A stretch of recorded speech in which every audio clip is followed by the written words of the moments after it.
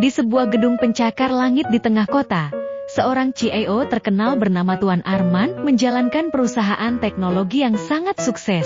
Namun, ada satu hal yang tidak diketahui banyak orang, dia memiliki kebiasaan yang gelap dan berbahaya. Setiap malam ketika semua karyawan pulang, Tuan Arman tetap tinggal di kantornya. Dia tidak pernah terlihat meninggalkan gedung hingga larut malam. Para petugas kebersihan mulai menyadari keanehan ini, karena lampu di ruangannya selalu menyala dan terkadang terdengar suara. Suara aneh, seperti suara ketukan jari di meja, tetapi tidak ada orang lain di ruangan itu. Salah satu petugas, Pak Joko Titik, memberanikan diri untuk mencari tahu. Suatu malam, ketika semua orang sudah pulang, Pak Joko memutuskan untuk menyelinap ke lantai atas tempat kantor CEO berada. Langkahnya hati-hati, mencoba tak mengeluarkan suara. Saat sampai di depan pintu kantor Tuan Arman, Pak Joko mendengar suara bisikan lirih seakan Tuan Arman sedang berbicara dengan seseorang.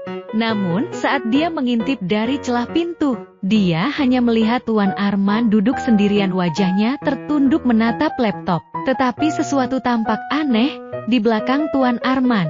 Bayangan gelap yang tak berbentuk mulai tampak di dinding. Pak Joko menahan napas, merasa ada yang tidak beres. Bayangan itu perlahan-lahan bergerak, seakan memiliki kehidupan sendiri, semakin mendekati Tuan Arman.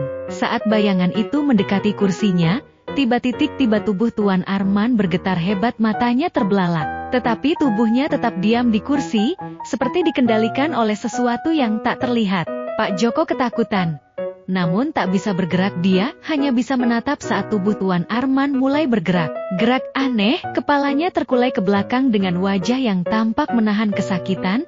Dari sudut mata Pak Joko, dia melihat laptop Tuan Arman menampilkan sebuah gambar mengerikan dari wajah bekas karyawannya yang menghilang secara misterius selama bertahun-tahun. Seketika itu juga Tuan Arman berdiri. Dia tersenyum lebar, tetapi bukan senyum manusiawi. Matanya kosong, wajahnya kaku, dan dari mulutnya keluar suara yang bukan miliknya, melainkan suara yang dalam dan serak, seolah berasal dari makhluk purba yang jahat. Pak Joko merasa tubuhnya menggigil, keringat dingin mengalir deras. Tuan Arman berjalan perlahan ke arah pintu, dan tanpa Pak Joko sadari, pintu terbuka lebar. Bayangan gelap yang tadi menggantung di dinding kini meluncur keluar, menyelimuti ruangan.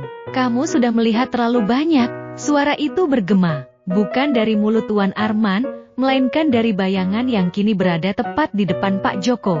Pak Joko tidak pernah terlihat lagi sejak malam itu. Keesokan harinya, seorang pengganti petugas kebersihan datang untuk bekerja, tanpa ada yang menyadari apa yang terjadi di malam sebelumnya. Namun, setiap kali ada karyawan yang lembur, mereka mengaku mendengar langkah kaki Pak Joko di lorong, seakan dia mencoba memperingatkan mereka akan bahaya yang mengintai di kantor CEO.